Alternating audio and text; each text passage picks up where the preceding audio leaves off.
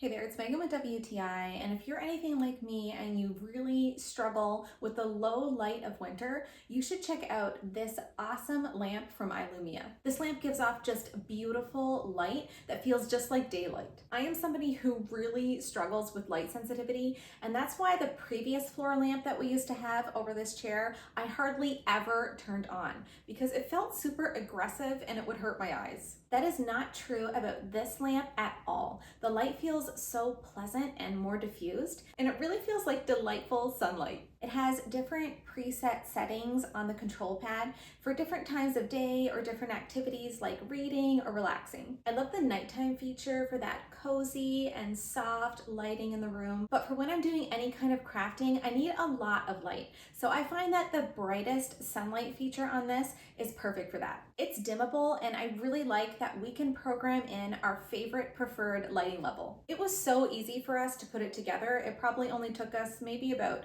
10 minutes to do. And once it was totally together, I was so impressed by just how solid and high quality it felt. I think that this Eyelumia lamp is really gonna help me through these dark winter months. But that's just my point of view.